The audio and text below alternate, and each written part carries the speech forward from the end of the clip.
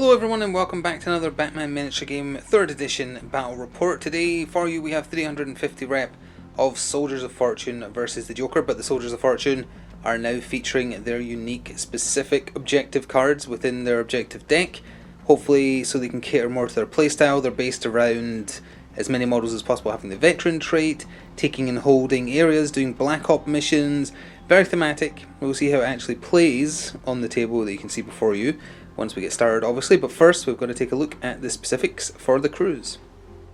So until some new miniatures get painted up and assembled etc, we're just going to be running the old Bane Bat Box, 350 reps straight out of the box with 1500 or very close to it funding just by default because of all the guns. And Bane, for his I Will Break You rule, will be taking Master Fighter as his bonus rule because you pick between 3. So anyway, it's Bane. He has Elite Soldiers of Fortune, so he can take all of these people because normally you would only be able to take one. What are they called again? Dreadnought Op, Stealth Op, Elite Op, Sharpshooter Op, and Support Op. Something like that. If not that, then kind of close. So they all have the Veteran trait, which should mean that a lot of the unique objective cards are easier to score than normal. 6 models, but when you see the Joker crew, they're ever so slightly outnumbered. So here are the 8 minis making up the Joker's crew, being led by the 3rd edition Joker. He is bringing henchmen 2, 3, 5 and 6, I think it is. Not necessarily in that order. 2, 3, 5, 6, maybe. We also have Kite Man, who is just a henchman, but he is also charismatic, which lets you bring an extra free agent, which has been used here to bring both Deadshot and Gentleman Ghost. Gentleman Ghost is especially interesting. He is constantly in incorporeal form. Normally you have to spend a special action to do it. His is just always on because of his ghost rule, and that means he's immune to stun damage. So only guns can hurt him, as strange as that is, given that he's a ghost. But yeah, so Joker's just using obviously his objective cards mixed in with some neutral ones as well. Yeah, so we'll need to see what deployment type we're doing and get set up. I should mention incidentally that all the all the Riddler markers on the map is purely just set dressing. It's not anything specific to a mission or custom anything or otherwise. Pretend they're Riddler trophies. It's a reference to the Arkham games just for fun, so they're just there for flavour. Anyway, let's see what deployment type. We're not going to do a twist this time because half the time they're forgotten anyway. So it's just deployment type. Plunder. Before deploying models, but after choosing deployment zones, each player must place 2 suspect markers at least 8 inches away from their deployment zone and at least 8 inches away from each other. Okay. Putting suspect markers down before the game even starts probably helps Soldiers of Fortune. But yeah, okay, we'll get this set up and get started.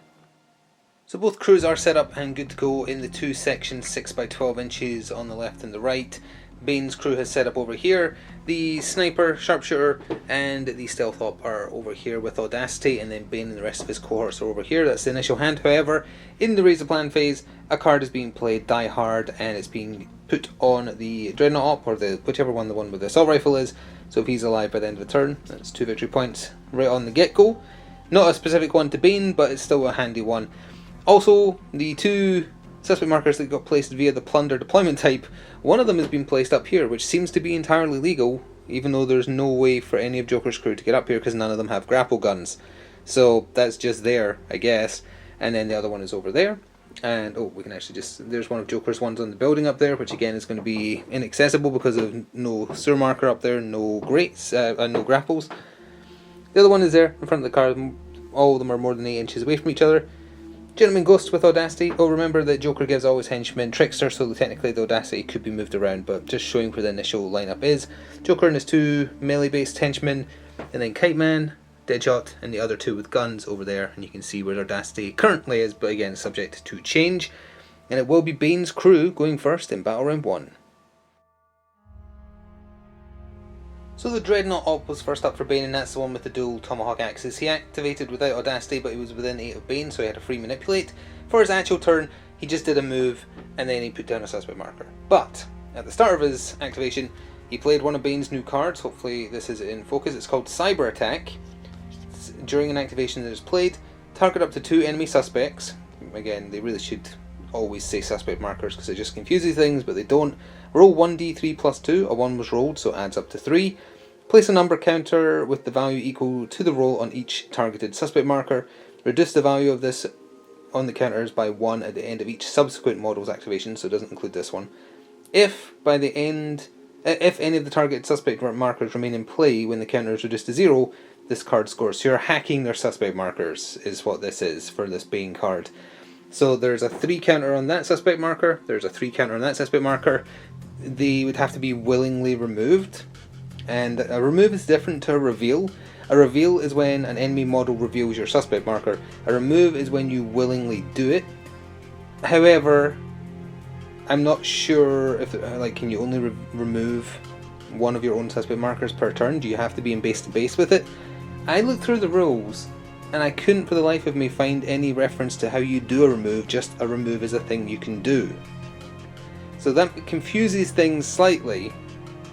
I guess we're going to have another look, but yeah, I in the list of things you can do, it tells you the difference between a reveal and a remove, but it doesn't tell you how to initiate a remove, as far as I can tell. If I'm wrong about that, by all means, please tell me the page number, because I could not see it. I'm going to assume, and it is an assumption, that to take away one of your own suspect markers, you would have to be in base to base with it, or if you have detective or similar, you could be within 3. So it is potentially possible the Joker's crew can get rid of that one, but probably not that one. That's how we're going to run it. It might be wrong, but as I say, please point me to the actual page where it describes how a remove works, as opposed to a reveal in the rulebook. So that's how it's being played. If it's wrong, sorry, the rulebook is not clear.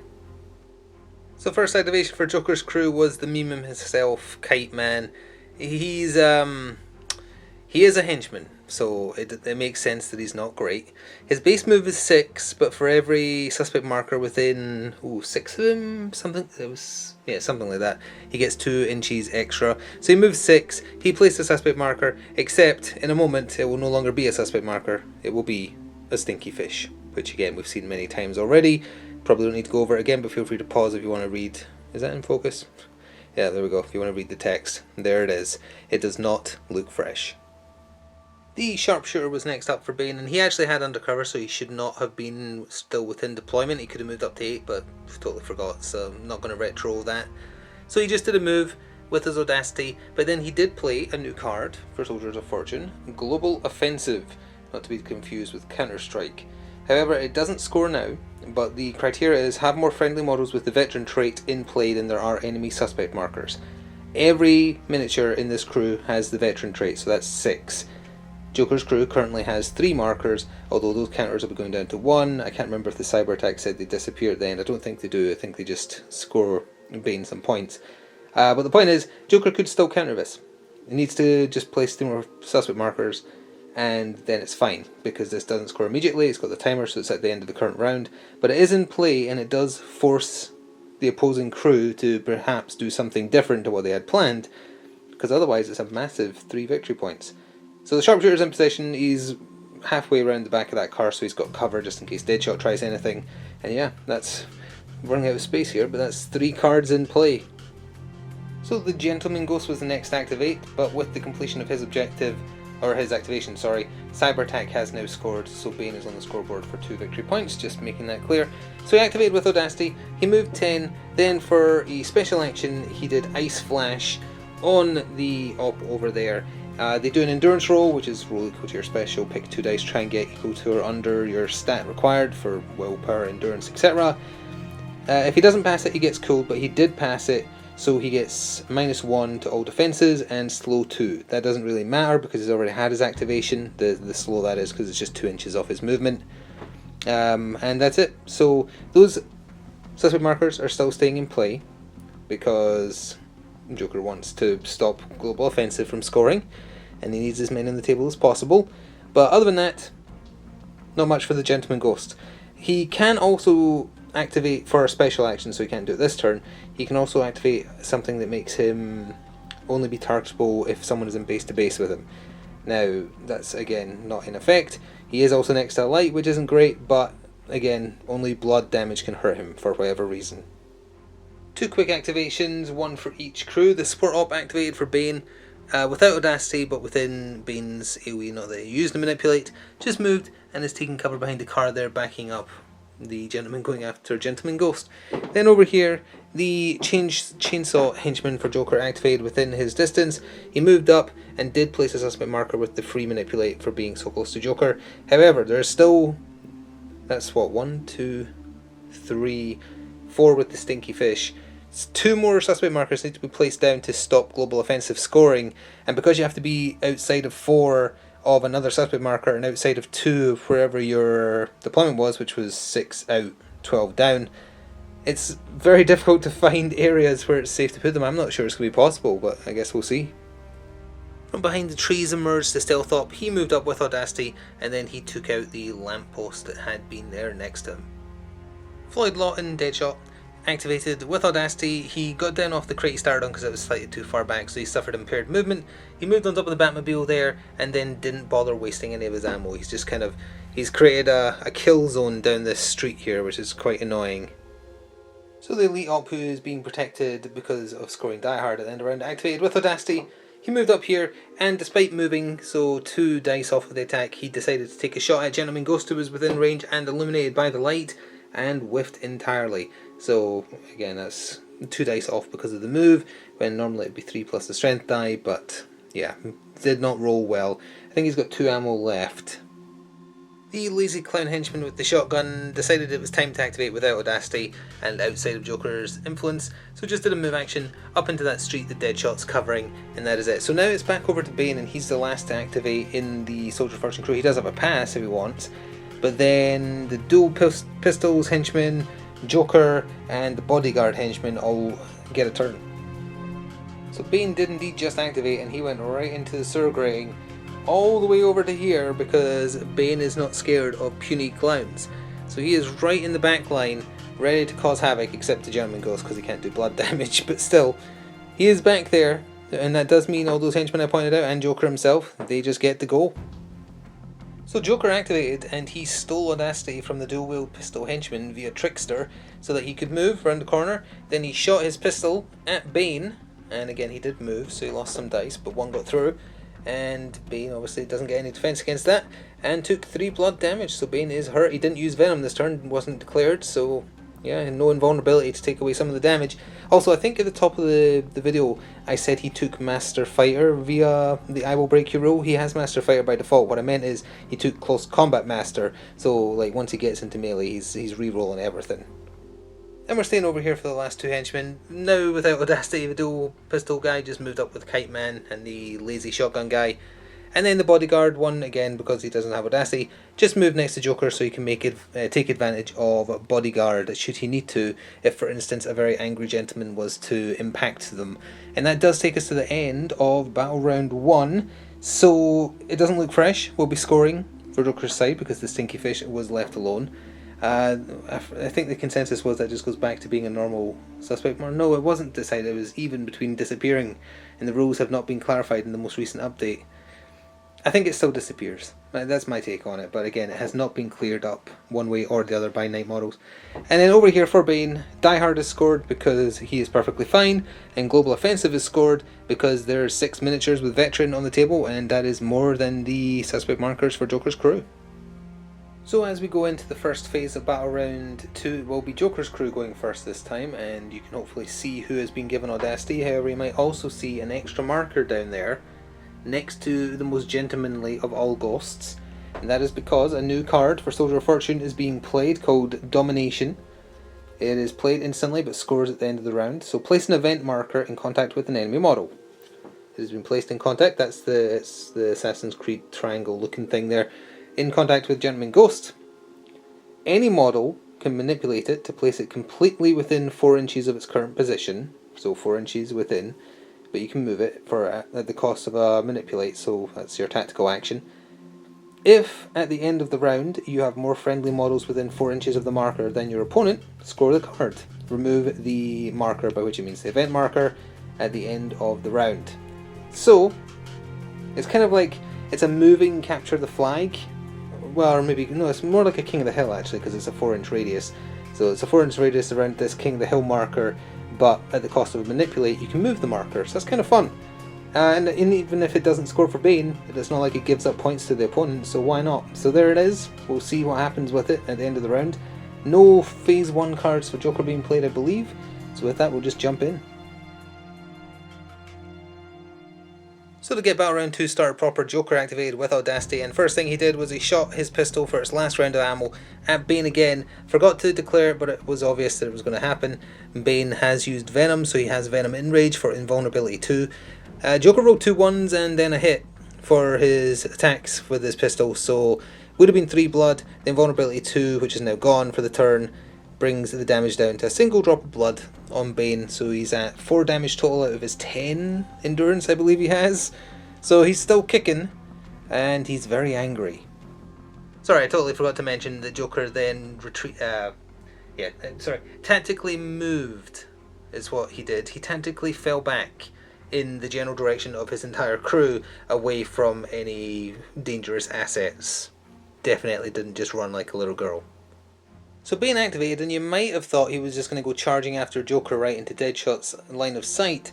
However, this is smart Bane. This is before the venom rotted his brain cells. So what he actually did, with Audacity he activated, he moved out of sight behind this bus stand here, placed a suspect marker, and triggered Black Ops for 2 victory points. A friendly model places a suspect marker within 8 inches of an enemy model, which is this guy here specifically, that cannot draw line of sight to the friendly model or the suspect marker. So couldn't have picked Gentleman Ghost because he can see him, but from where he's standing, Bane and the suspect marker are not visible to this gentleman here, so Black Op has scored. The Gentleman Ghost activated for Joker next, and he made use of Audacity to do all 3 of his actions.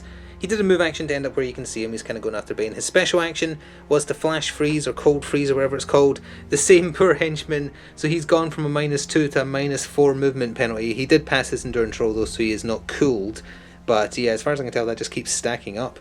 But that did also trigger I'm feeling weird, inflict an effect, and slow is an effect. It's in the effect list of the compendium, so presumably that's fine. So that is 2 victory points scored, and all actions done for the gentlemanly of most ghosts. Reverse those last 2 words and that might make sense. And of course I totally forgot to mention that for his tactical action it was a manipulate to move the event marker within 4 inches of its current location, to put it within 4 of those 2 henchmen to give it a good chance of not scoring. The Sharpshooter activated without Audacity, stayed still because he has to if he wants to fire his massive sniper rifle because it's got aim, and it also has reload so he can't fire it next turn. He shot down the street. He actually had a scope so he could have shot at anybody, which was noticed after the fact, so I'm not going to retcon it now. He just shot at the lazy clown, got 2 hits through for 4 blood each. That is a very dead clown. No objective cards scored for doing that though, that was just thinning the herd. Floyd activated without Audacity, so he just fired from where he was down the street. He ignores the night roll, which is important because he was shooting at someone with stealth. Stealth says while under the effect of the night roll you can't be targeted outside of 8, but night vision says you ignore the night roll, so presumably it's fine. He fired his assault rifle, one of the 2 shots in it, at the stealth op, and got him twice for 4 blood and 2 stun. He's still standing though. So the Dreadnought op activated with Audacity, and I think Audacity is now going to be wasted on him from this point on. His 10 inches is reduced to 6 thanks to being cooled twice. So he moved forwards to 6. He's only got melee, he can't do anything in range, so yeah, he's just there. That's it. Thug 5, which is the one with the dual pistols, activated with Audacity. He moved, and then obviously he lost a couple of dice because he moved. But then he fired at the stealth op, 1 hit got through, it did 1 blood, 1 stun. 1 blood was all it took. Stealth op and also his Audacity are gone. So there's a man down for Bane's crew, and a veteran gone if another global offensive gets played. So a couple of quick activations followed. The Elite Op, who did not have Audacity, just moved round the corner to basically where the Stealth Op just died. He's probably standing on his corpse. Slightly obscured though to get cover. Then Kite Man activated with Audacity, but he has no ranged. So he moved, again, 6 inches. And oh no, he did have 2 extra because of the suspect marker over there. But yeah, nothing else he could do, but he's just moving up the straight line as well.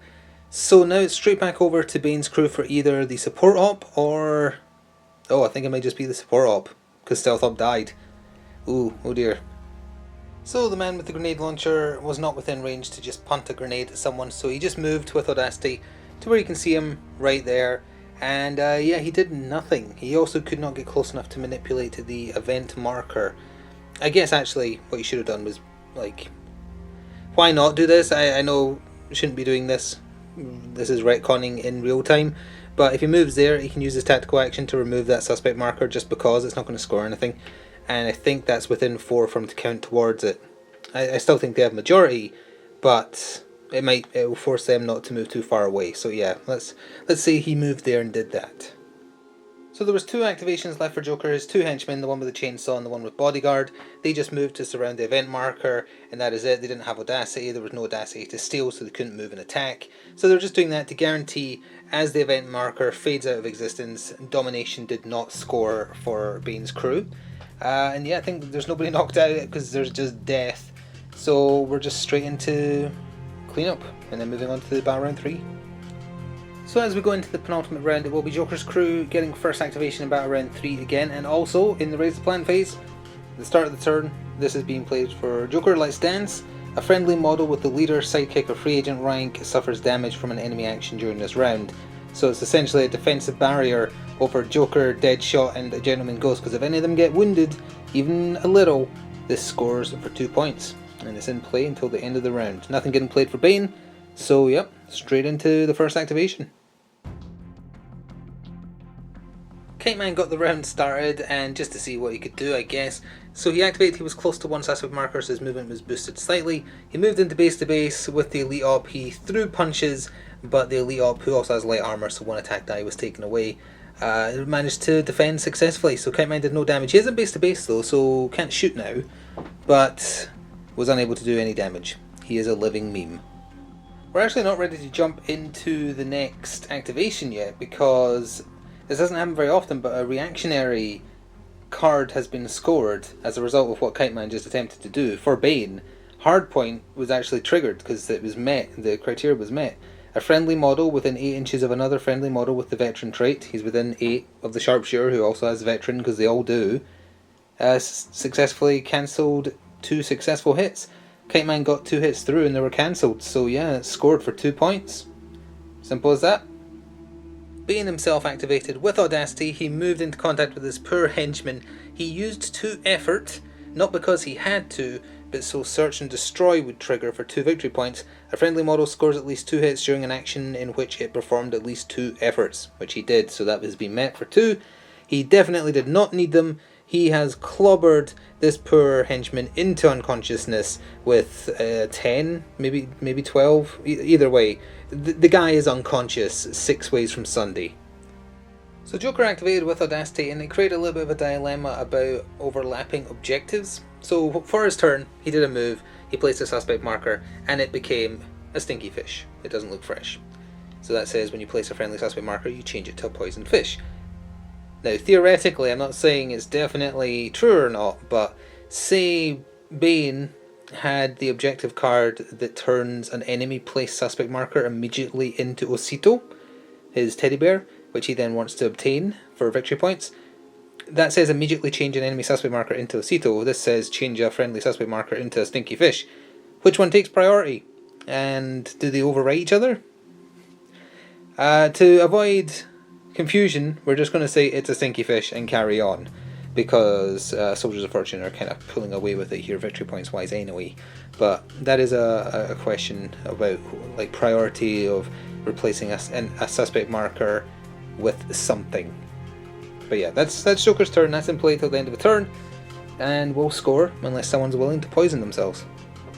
The Sharpshooter activated. Now he can't shoot this turn because of reload, so what he did instead was he placed a suspect marker with the criteria of invasion, which is a bit of a lengthy one.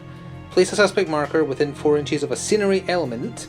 So he placed a suspect marker there, which is just outside deployment and outside of 4 of the current closest allied suspect marker. He placed it, and the scenery element is the car. Roll 1d6, it got a 2. Place a number counter with a value equal to the roll on the suspect. Done, it's a number 2.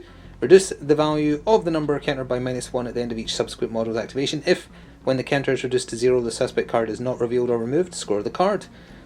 So basically, if he can get to the marker and reveal it, it won't score, but that would use up his turn, his tactical and his movement action. He can do it, I think, if he has 10 inches, but it forces him not to shoot. So that's why that was done. The other thing done for the Sharpshooter is Hold Breath kicks in if he doesn't shoot or move.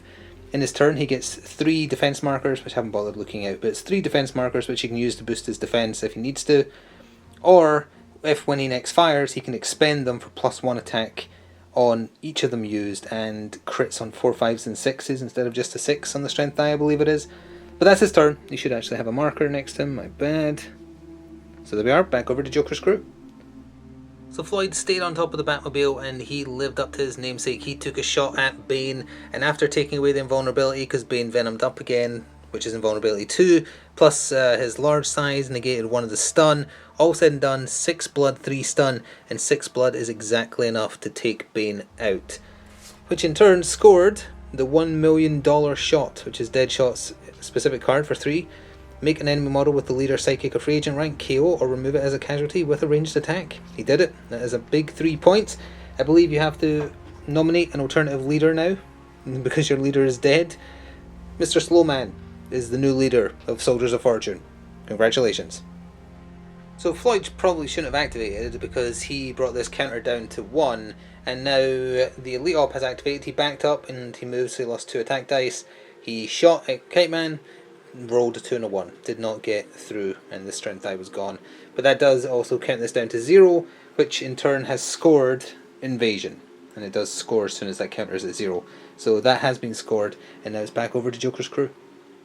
Gentleman Ghost activated without Audacity, so he just stayed where he was, shot his flintlock or ghostly flintlock pistol at the grenade launcher wielding support op here. It got him, so it does 3 blood, 1 stun, not enough to take him out, but does also inflict cold, which just gives you -2 slow, or sorry, level 2 slow, which is -2 movement forever, basically.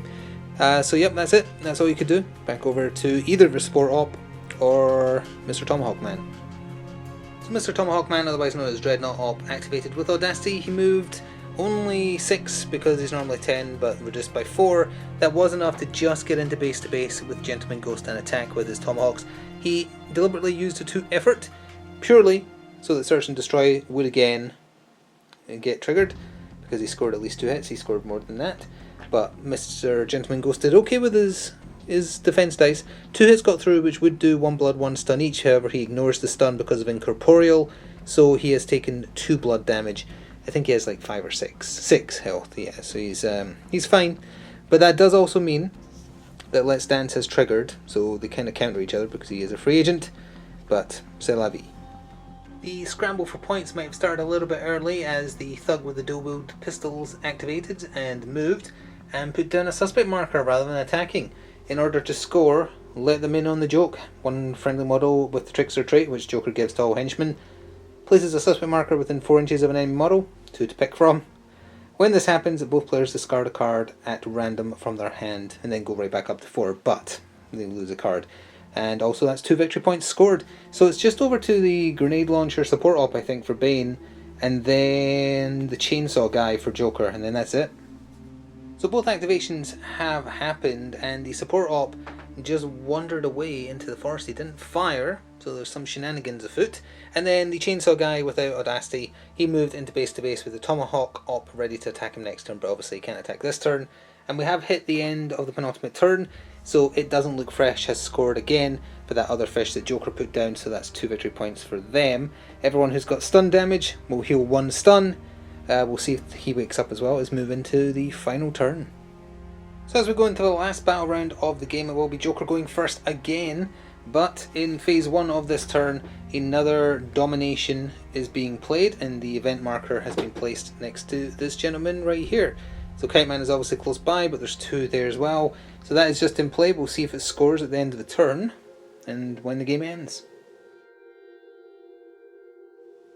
So it's a scramble for all the points. The dual pistol wielding henchman stayed where he was, shot at the Sharpshooter, got 4 hits for 4 blood, 4 stun, which isn't enough to kill him because he's a 5/5, but it was enough to trigger Catch a Bullet for inflicting at least 6 damage with a single ranged attack. So that is 1 wholesome victory point scored for Joker, and now it's over to Soldiers of Fortune's first activation for this final turn. So the Sharpshooter op activated, knowing that he might not be long for this world. He did a move action and then he manipulate to reveal the enemy suspect marker that had been placed there the turn prior, to bring the total number of enemy ones on the board to 2, because the fish should have been, fish is actually still on the board but it should have been removed, and that triggered a global offensive to have more friendly, or sorry, it was triggered on its turn, have more friendly models within the veteran trait in play, then there are enemy suspects. It doesn't score till the end of the round, however, but it is in play. There's currently 4 models left with the veteran trait and 2 enemy suspect markers, so that's to try and manipulate certain actions happening. Mr. Chainsaw over here activated and tried to chainsaw Mr. Tomahawk in the back of the skull, but thankfully the defense dice did not let that happen, so he's fine and he is done for the game. The Elite Op activated and first of all unloaded the last of his ammo into Kite Man, and he managed to get 6 blood through. Kite Man only has 4 HP. Kite Man is out of here. Now that didn't trigger a card, however on his turn he did activate a card, Free for All, which we have not seen yet. Have more models that the opponent, a typo made it through, it should say than. Have more models than the opponent within 4 inches of the centre of the gaming area, which is basically where that Riddler marker is right there. So he ended his turn by doing a move action because he had Audacity, and he's next to the support op there in the middle of the map, and they're looking for majority, so that's 3 cards in play for Bane, although by moving away it's now even for that one, so Global Offensive probably isn't scoring, but hey.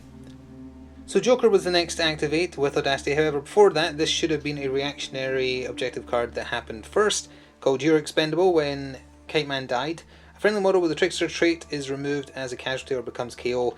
He's a henchman, he doesn't normally have he doesn't normally have Trickster, however Joker gives all henchmen rank people Trickster, so he did have it, and that's a easy 1 victory point score. So anyway, Joker went in to attack the Elite Op with his poison knife, and all in all just did 1 blood damage, as you hopefully just saw there. So now it's back over to either, oh yeah, he hasn't gone yet, him or him. So 2 more quick activations to cover. Mr. Tomahawk struck at Gentleman Ghost and whiffed.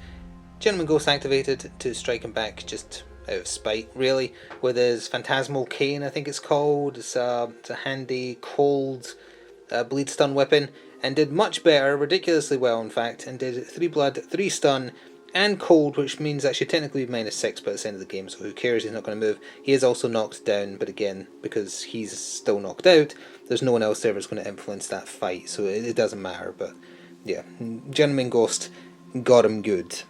So now, it is over to, is there anyone left? Deadshot, I think. Yeah, Deadshot, and then the guy in the centre, and then that's it. So to cover those last 2 activations, support up in the middle just kind of repositioned so the tree was blocking him in case Deadshot shot him.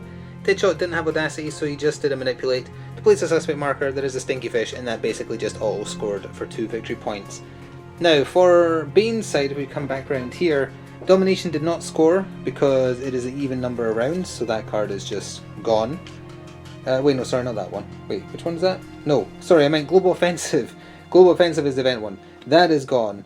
Free for All, 2 models play 1 in the middle, so that has scored for 2 because more allies than enemies in the middle. Domination, there's still 4 people with the veteran trait standing, and that is more than the enemy suspect markers, I believe, because 1, 2, 3, yes, by 1. So Domination has also scored, and with that we're at the end of the game. So that was a very high scoring match for both sides. I think we know who's won, but let's see by how much. So 3, 4, 5, 6, 7, 8, 9, 10, 11, 12, 13, 14, 15, 16, 17, 18, 19, 20, 22 to Bane, 2, 3, 4, 5, 6, 7, 8, 9, 10, 11, 12, 13, 14, 15, 16, 17. You know, that is a respectable score. 22 plays 17 in Bane's favour. So that was a very high scoring match for both sides. I love the Soldiers of Fortune objective deck. It's incredibly interesting because you force yourself and the opponent to play in very specific ways. Draw them into the centre of the map, or make them follow an objective marker that they can move via Global Offensive, or Domination, or oh, I keep on getting them mixed up. Domination is having more veterans, that's right. Free for All is the one in the middle, and then the one that I haven't said is the other one. And then you've got Global, Cyber Attack, yeah, the one that makes you have to remove markers if you don't want it to score. It forces interesting playstyles for both sides, and that's what I appreciate, because it feels very different to the other objective decks that have been released so far. So they've taken their time. Too long, it could definitely be argued. but the Soldiers of Fortune objective deck, despite that one card we saw that has a typo, it seems really good. And maybe even a bit too good. I feel like a lot of that was a bit easy to score, although again it's luck of the draw in terms of some of them. There was some that we didn't see. But yeah, Joker put in a fair showing as well. He did well, 22 and 17. Good game, GG, etc. Hope you enjoyed. Please do remember to show your support. There will be more Batman in the future. And next time we play Soldiers of Fortune, hopefully get some of the new miniatures on the table. The Flashpoint Batman, the Deathstroke, which can be used as a leader instead of a free agent. And maybe it'd be interesting to see less models with the veteran trait. I think that would make the objective deck much harder to manipulate. Like this old bat box, which is what was used here for the Bane crew, exceptionally effective with the objective cards, definitely. So if there was less veterans on the field, not as much, I feel. But we'll see. Anyway, thanks for watching. Ta-ta for now.